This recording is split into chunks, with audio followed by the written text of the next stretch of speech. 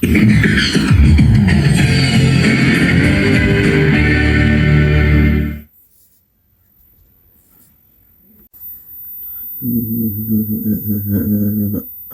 evening. And of course, my name is Conklin McLeod with the Late Edition News.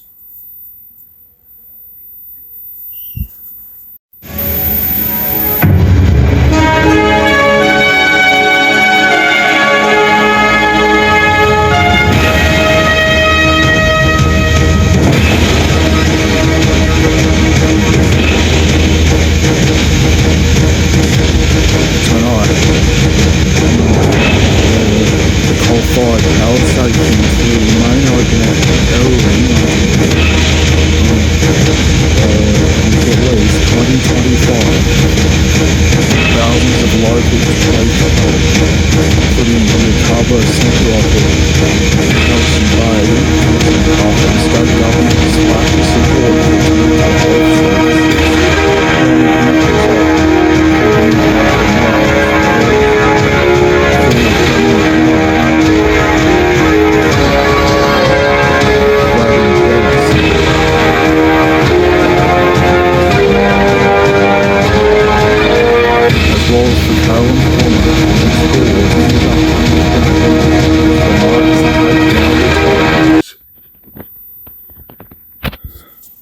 First though, hopeful but not yet celebrating, that's the feeling among workers at the Eraring coal-fired power station.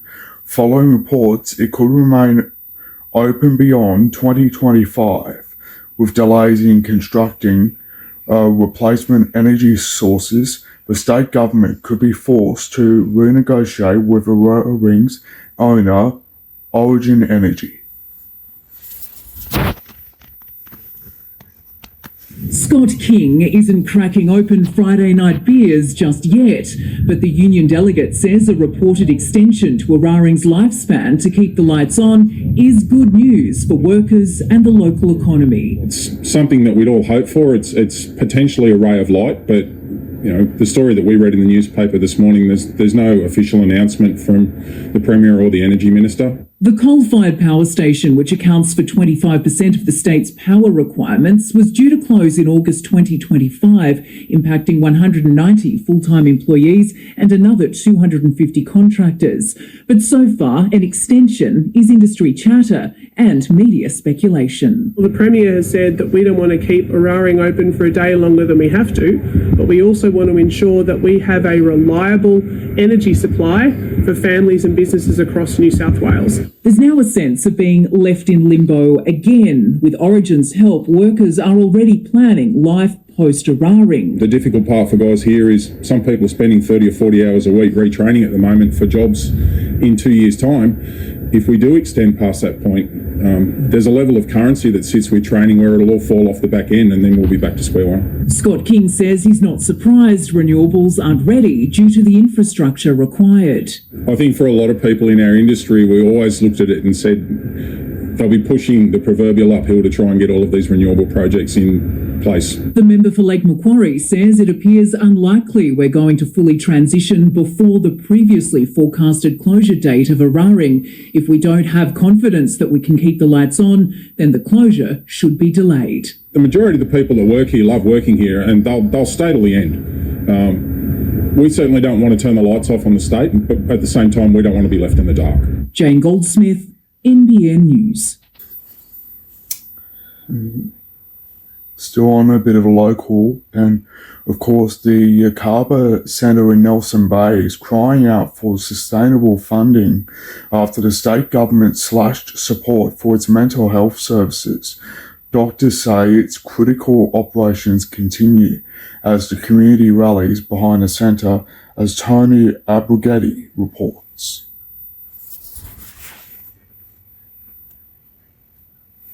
It's the only service providing free mental health support in Nelson Bay, but the Yakaba Centre could be forced to reduce services and lay off 2 staff members after the state government slashed funding in June. Without that money, we would be able to provide that service and we would have to refer people back to other health services which were already under stress. General practitioners have backed the centre, saying the community would suffer if the service is forced to cut back at a time when more people are struggling. There's this very vulnerable group of our community who have been through a really tough time, and now they can't afford to see a doctor, and they can't afford to see a counsellor, and they can't afford to eat properly.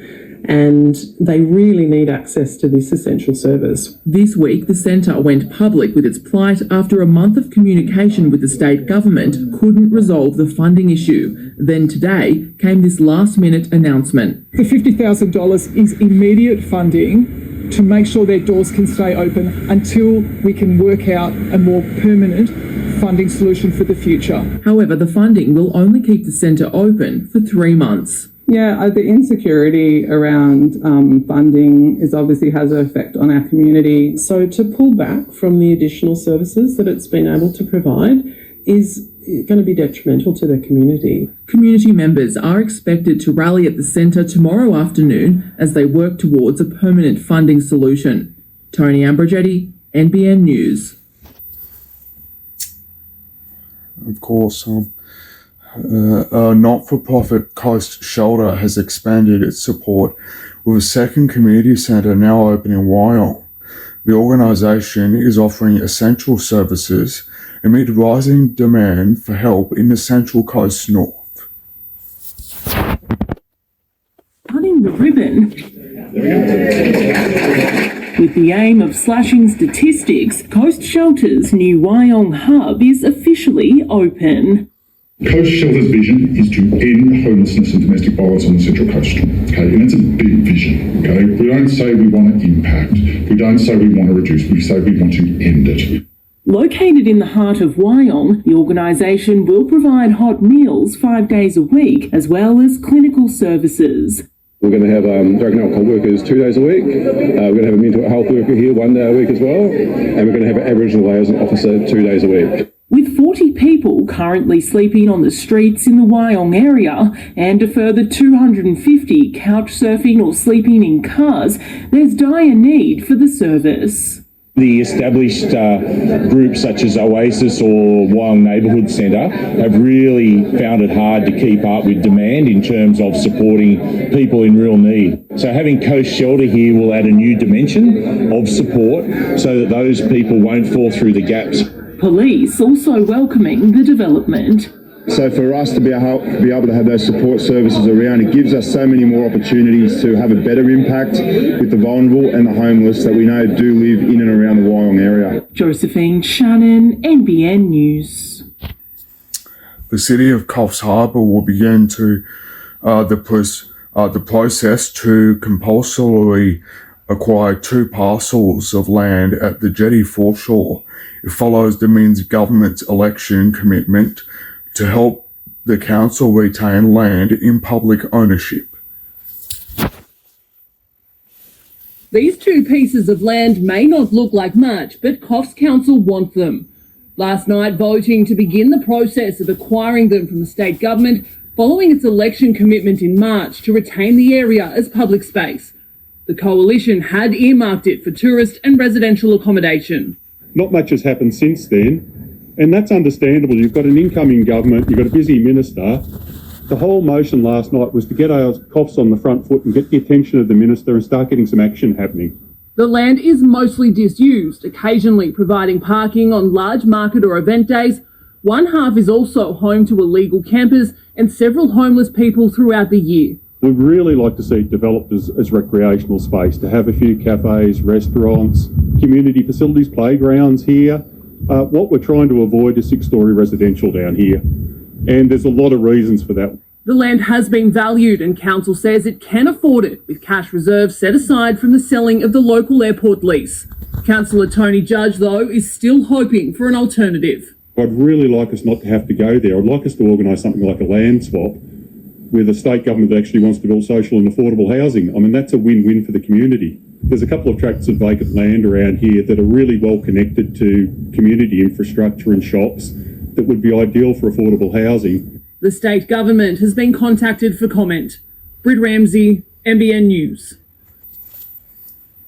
More than 150 fed-up residents have met with government representatives calling for a fix to Coombe Road.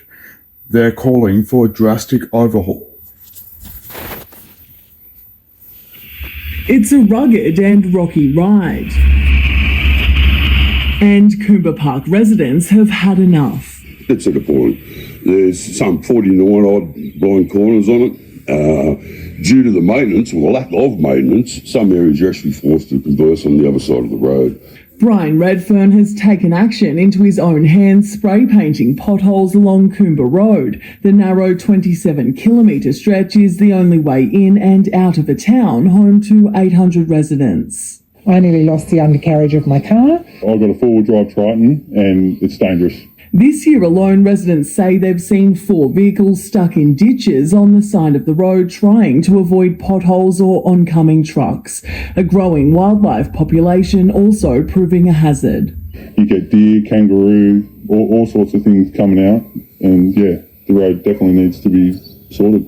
The community hall packed last night as residents met with Mid-Coast Council and the state member. Locals calling for line marking, resurfacing and the edges made wider. I don't know that they're all going to go home happy because we obviously have limited funding for roads. If I compare that road to a lot of other roads in Mid-Coast Council, it's not too bad. Mid-Coast Council will use $450,000 in state funding to fix parts of Coombe Road over the next 12 months, but it won't provide the upgrade residents want, just patchwork. The reality behind it is we would like to do a lot more than we have the resource capacity to do. Nikita Jager, NBN News. It's a tradition that transcends modern firefighting, and cultural burns connect Indigenous Australians to the land. Today, the community gathered in Tamworth, in the New England Northwest, to cap off NAIDOC Week in a head start for hazard reduction work. Rekindling a traditional practice on the banks of the Peel River. Indigenous leaders conducting a cultural burn to cap off NAIDOC celebrations, a smoking ceremony welcoming firefighters in the community before it was time to light it up.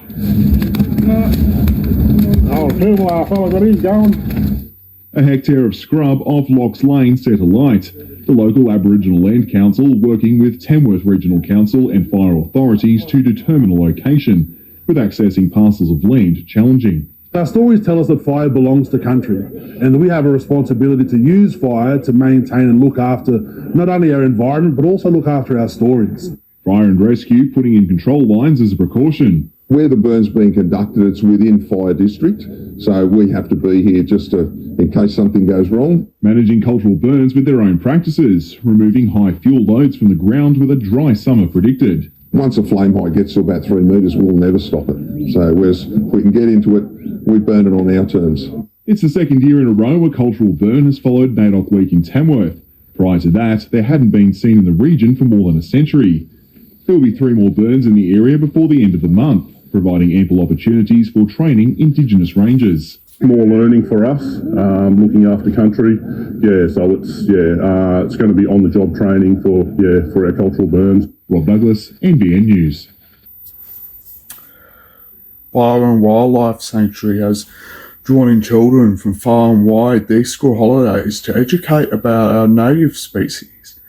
The park also using it as a chance to call for awareness to keep them safe when driving around the region.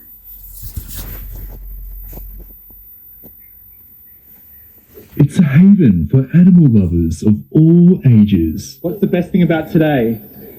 That we get to pet the guinea pigs and everything. Little ones up close with vibrant birds, fascinating reptiles, and adorable koalas, calling the Byron Bay Wildlife Sanctuary home. We've just started a new school holiday program. It's Puggles Vacation Care. The kids come in, they do a variety of activities inside. They do some arts and crafts, all animal, wildlife related and based. Then they get to come out into the park, enjoy the experiences. For 10-year-old Pearl Melton Van Mill, the school holidays have been a dream come true.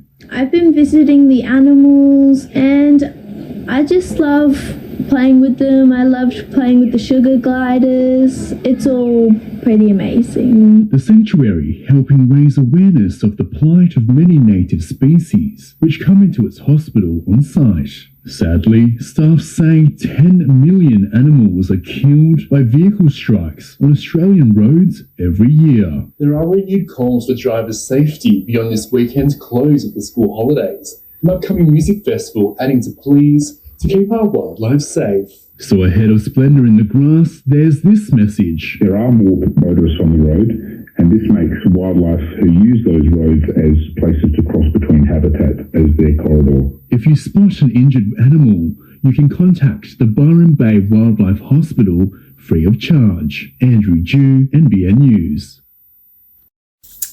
Don't go anywhere. All of your local sport is coming up right after the break, as well as your local weather. As the Knights secure a victory and keep their dreams and hopes of the finals alive with a win over the Tigers.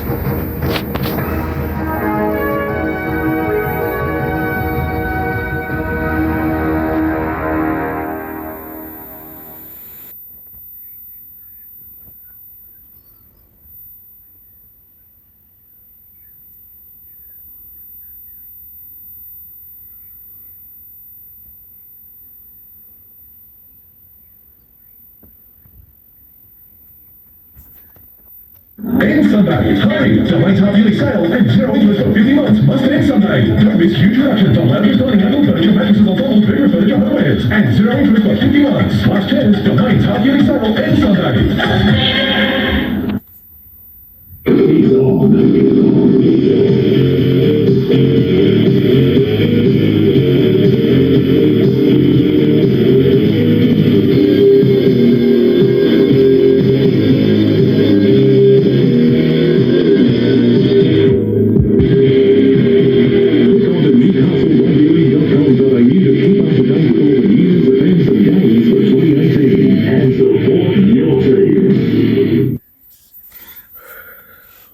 Well, of course, to local sport, and of course, it was a huge win for the Newcastle Knights as they moved up to 10th on the NRL ladder, keeping their dreams and hopes of the finals alive.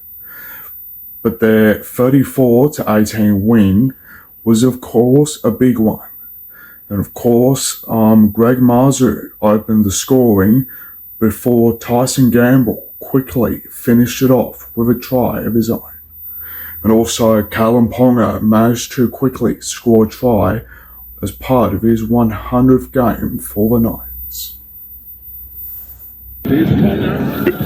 It was a marvellous match at McDonald Jones Stadium last night, with Greg Marzut opening the scoring just for the Knights. Then, the one from Origin 3, Bradman Best, scored a try.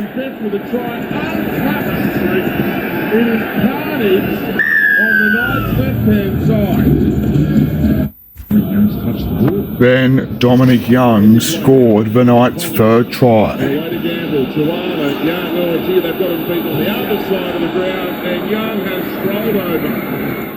Before Daniel Saifidi quickly scored the Knights' fourth try.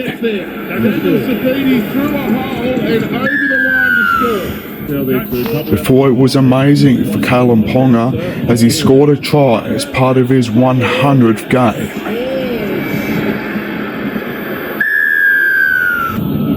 Then two tries came from Dominic Young as he extended the Knights' lead.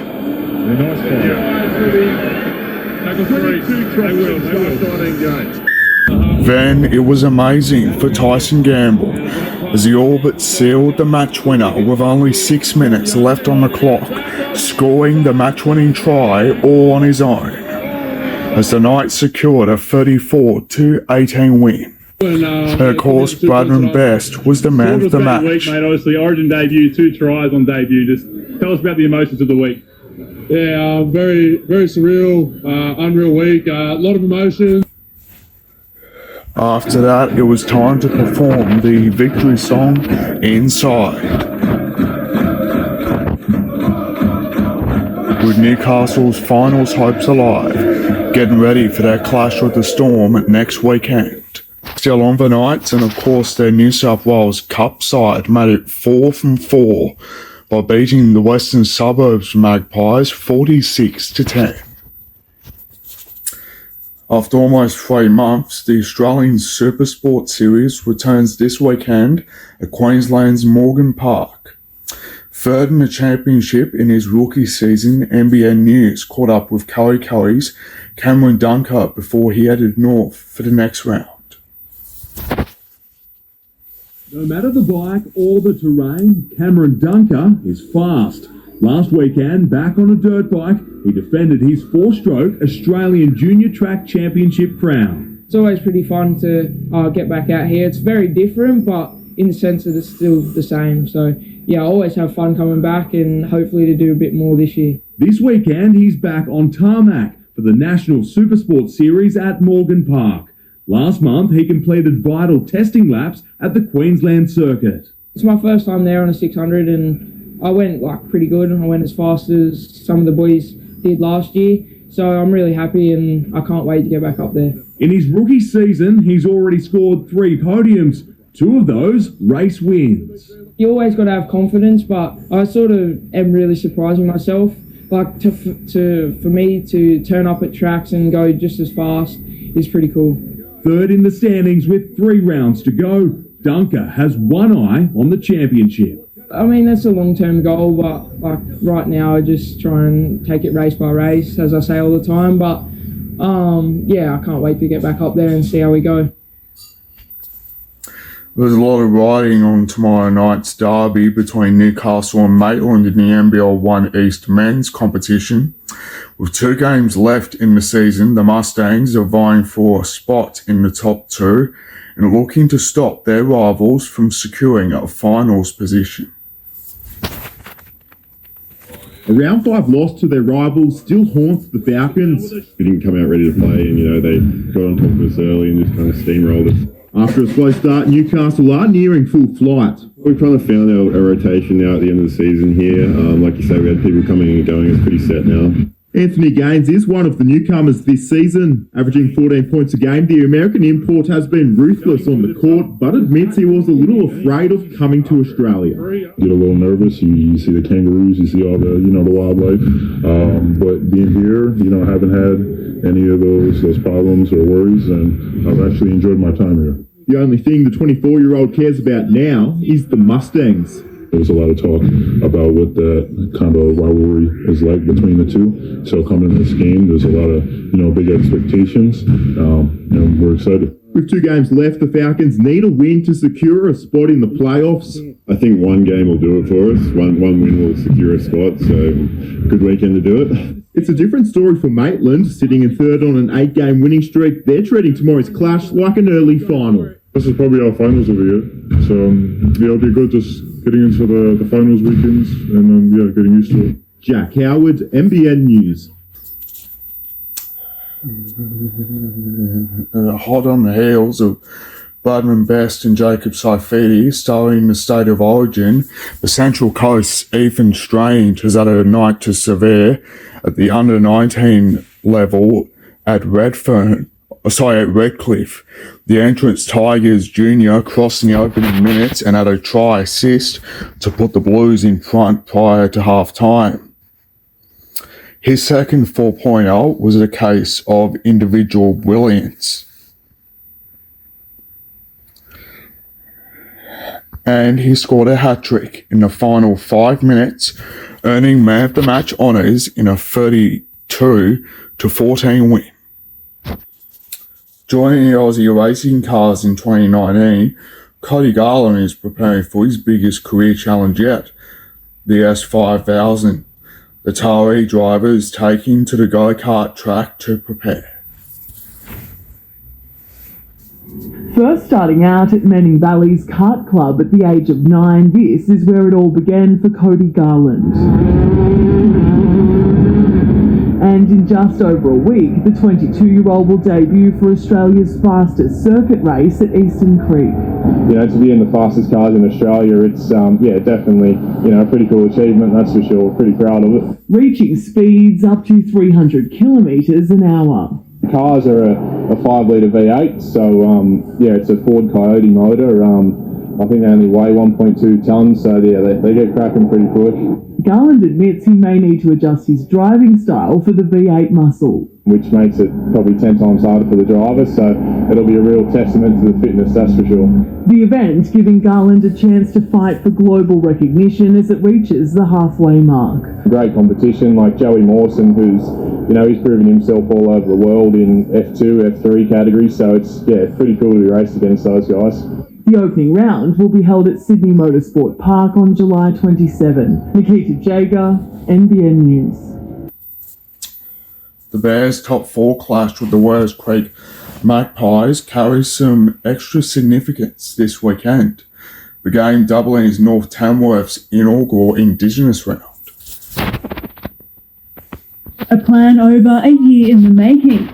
This weekend for the Bears is so much more than just footy. We certainly want to do our part for the community and acknowledge all the players within our club. Indigenous culture will be proudly shown off through traditional dance and music, while all grades will be walking out onto the oval to a smoking ceremony. The regular black, red and white jersey has been given a new look, honouring the history and landscape of our region. Designed by Gamilaroi man Sean Duncan. So the Peel River, it's got the boomerangs for unity, and it's also got a lot of the animals that were sort of traditionally hunted around this area. So he actually designed the Parramatta Indigenous jersey, so he's quite talented. For Lincoln Dixon, the round was a pivotal reason to rejoin rugby league and the club. It means everything to me. North Bears doing this, showing respect to the First Nations people, makes me so proud, and my family and all the boys that I play for. This week's clash with the second place Magpies is the start of a tough run home for the Bears. Look, it's going to be a tough final 3 rounds playing the top 3 sides, and we need to win. I think at least 2 of those to guarantee a top 4 spot. Hosted in Tamworth this weekend, the annual round will alternate with Werris Creek, another team with strong Indigenous representation. I've been practicing a couple little shake legs and might paint myself up and see if I can do a go in or something like that for the game. The day will kick off at 12:15 on Saturday. Grace Nicholson, NBN News. The Balambul Jets will confidently walk into round 13 of the Northern Rivers Rugby League second on the ladder. With finals football just around the corner, the team is primed for a showdown against the Byron Bay Red Devils this weekend. Sitting pretty in the top 2, the Balambul Jets have just 1 loss to their name. We're going pretty good with our business. Matching up against Murwillumbah last weekend, the boys faced the Mustangs on their home turf. Our boys knew that we had to play good football to get over the line.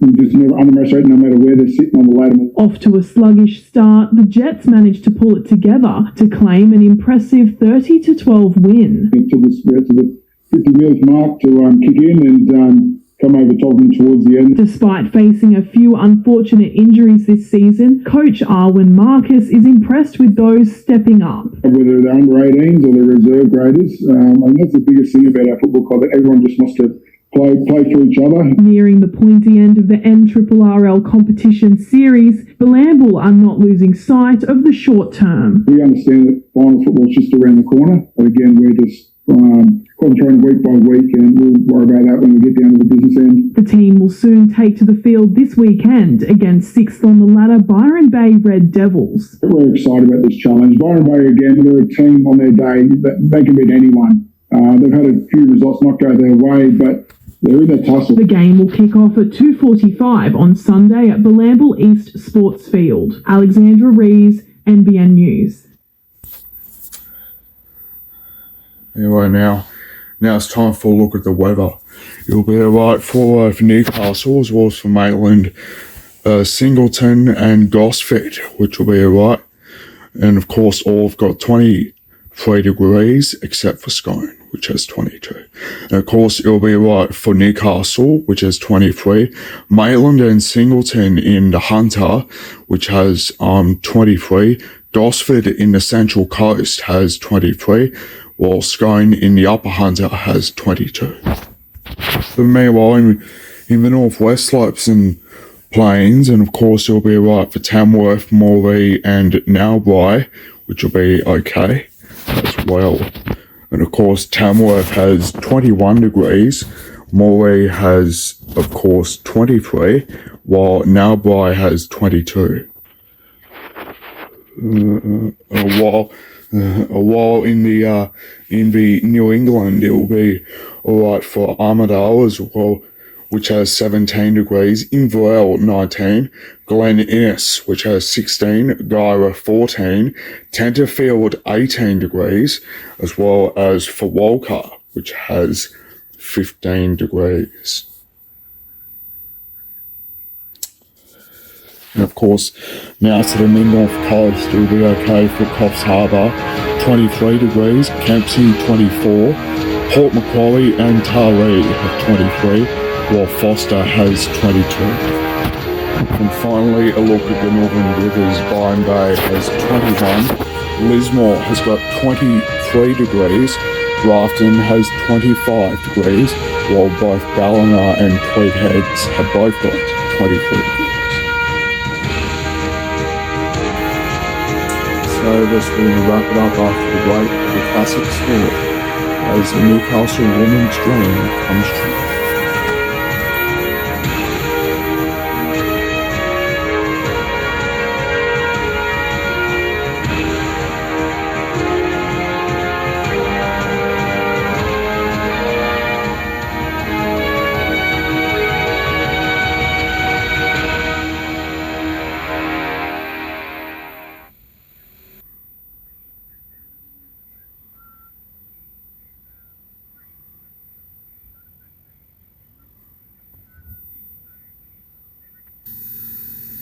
Call M&H Air, your local Temperzone air conditioning experts, for sales, installation and service on all Temperzone split system and ducted air conditioning. Call 1-800-444-911 for service. M&H Air.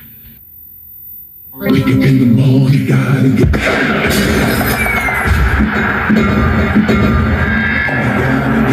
Because the Herald is the best way to start your day.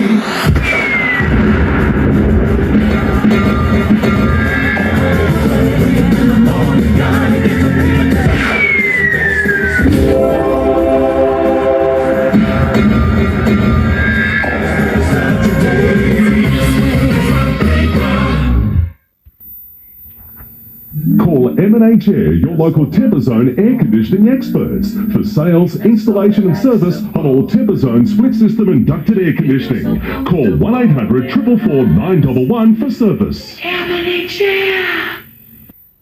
Come, the big red ball, from the bush to the bay. Yes, it's Lotto. Monday, Wednesday, Saturday. It's the big one you want.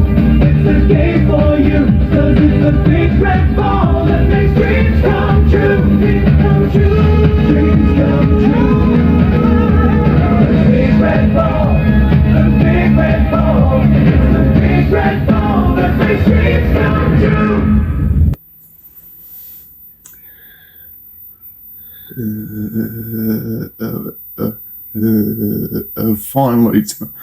Finally tonight, of course, let's have a look back at a wonderful but spectacular news story back from 2004. And of course, it was a time when one of our beloved Novocastrians, Alison Gill, was a contestant on The Price is Right. And of course, she managed to win more than $100,000 onto the show. And of course, NBN's cameras were there.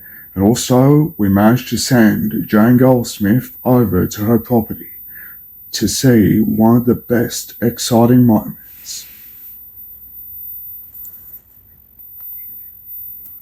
This is what most of us can only dream about.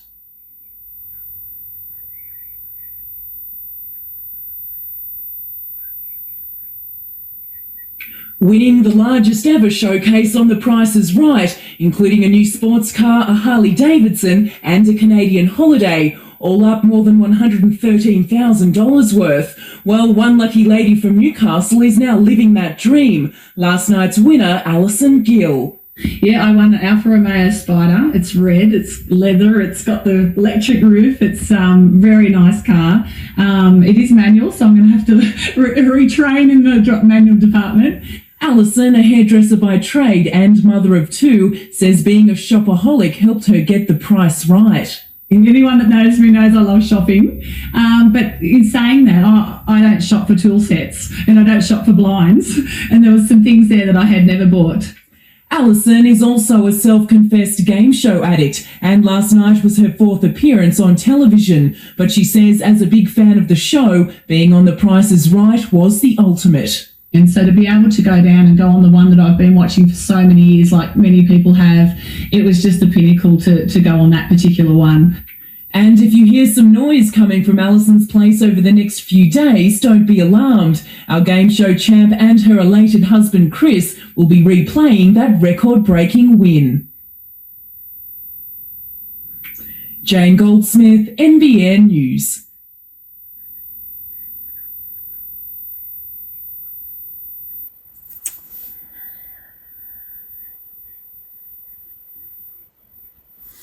Yeah, of course, and of course, thankfully,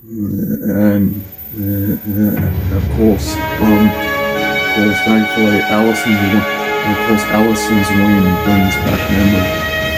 Of course, that's about it for the Lady Vision News, and of course, my name is Conda, and don't forget, make sure that you have a wonderful weekend. Thanks again for your company. Good night.